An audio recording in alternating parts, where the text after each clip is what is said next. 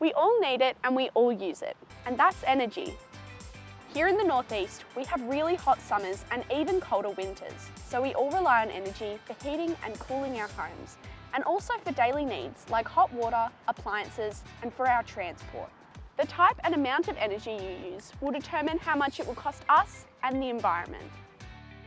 Energy can come from burning fossil fuels such as oil and gas, or from renewable sources such as solar and wind. If we avoid burning fossil fuels and use renewable sources of energy, we can reduce our everyday running costs and reduce our carbon footprint. For hot water, heat pump technology is a highly efficient method of providing hot water, and it makes your home-generated energy go that much further. Let's have a look at how some locals are tackling their consumption challenges and home generation. Hi, my name's Rob and I'm here to show you my house in Wangaratta here, which we've been renovating to make it more carbon neutral and more livable. One of the big things we've put onto the house is solar panels, so we've got 5 kilowatts of generation up on the roof, and that's where most of the environmental benefit comes from. But we've also invested in this battery, which we've been early adopters with batteries, but it's been really good to live with the battery, and that really meets all our energy needs, certainly for more than 9 months of the year. It's not just a question of economics for batteries at the moment. They will come down in cost, and then there will be an economic benefit as well.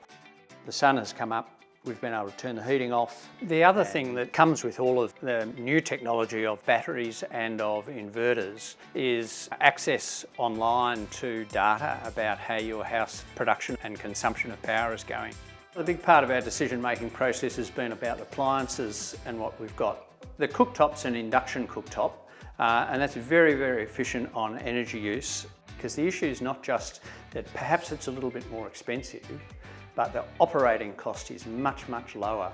And so your overall lifetime cost of the appliance is much, much less. So one of the things in the decision-making process was having to get rid of one system, which was evaporative cooling, and go to reverse cycle cooling and do much better insulation in the roof. So the house performs much, much better.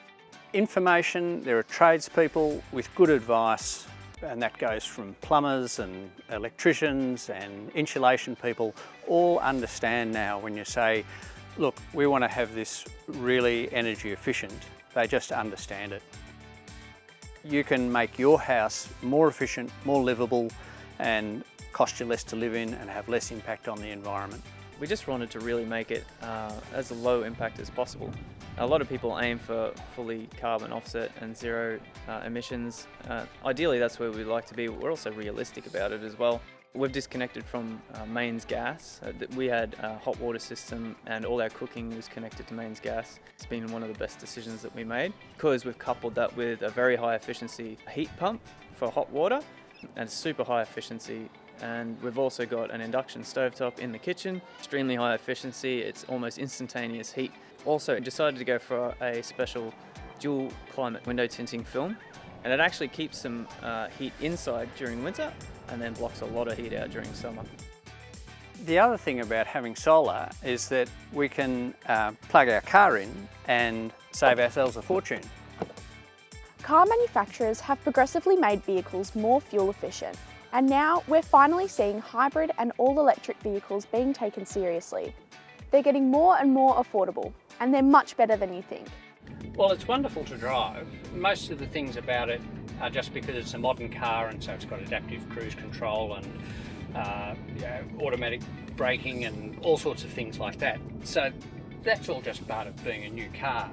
Hardly needs servicing at all, because they don't have to change their oil, they don't have to, there's nothing to servicing them. There's no disadvantages to it as a car itself, except you do have to be more aware of, when you're on a long trip, of where the next charging station is. You know that it's vastly less impact on the environment because it's just not using fossil fuels, and that's a wonderful, rewarding feeling that we've been able to invest in something like that. And for our lifestyle and in living in northeast Victoria, they're now actually practical to own. The type of energy we choose can have a big impact on our everyday power costs, our comfort and the environment.